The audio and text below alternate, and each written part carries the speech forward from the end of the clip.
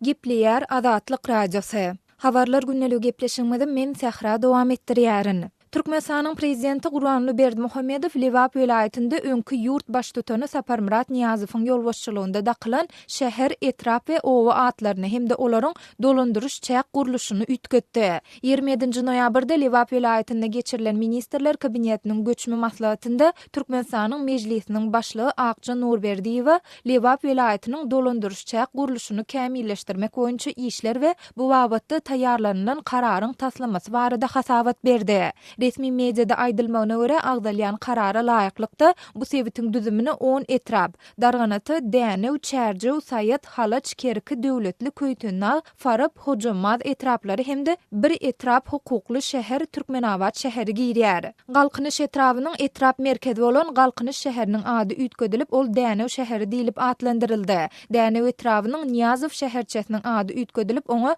garaşsyzlyk ady dakyldy. Terdarabad etrabynyň ady ütgedilip oňa taryhy Çärjew ady dakyldy diýilip habarda bellenýär. Şeýle-de maglumatda Sakar, Garabekeul etraplary hemde Beýik Türkmenmaş adynaky etrap ýatyrylyp, onuň çäginiň we dolandyrış çäk birlikleriniň değişillikde Sayat we Halaç etraplarynyň hemde döwletli etrabynyň düzümine geçirilendi aýdylýar. Atamurat etrabynyň çäkleri öňkülügünde galdyrylyp, etrabyň hemde etrap merkezi bolan Atamurat şäheriniň atlary ütgedilip, olary taryhy ady bolan Kerki ady dakyldy. Aýdylmagyna görä gurrun edilýän kararyň taslamasy işlenilip taýýarlanylanda etraplaryň we şäherleriň taryhy atlaryny dikeltmek barada welaýatyň ilatynyň esasan ýaşuly nesliniň wekillerinden gelip goşan teklipleriň öwrenilendigi Berdimuhammedowyň Türkmenistan Beýik Ýüpek ýolunyň ýüregidir atly kitabynda beýan edilen gymmatly maglumatlardan uğur alınandygy bellenýär. Ýatlap geçdik, bu türkmen häkimetleriniň öňkü prezident Saparmurat Niýazow bilen baglanşykly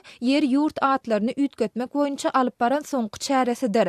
Altay çemesi odal Aşgabatyň merkezi köçeleriniň biri bolan Mawtumuly şaýorunyň urunyna ýerleşen Türkmenistanyň Içeri işler ministrliginiň edarasynyň öňündäki Niýazowyň heykeli aýrylypdy. Mundan öň bolsa Niýazowyň şeýle-de onuň ejesiniň, kakasynyň, doganlarynyň ýurduň dürli welaýatlaryna şolsanda paýtagtdaky heykelleriniň tas ählisi sökülip aýryldy. Şeýle-de Niýazowyň ýazdy diýilen kitaplary durmuşyň ähli puduklarynyň diýen ýaly ýitirmedildi.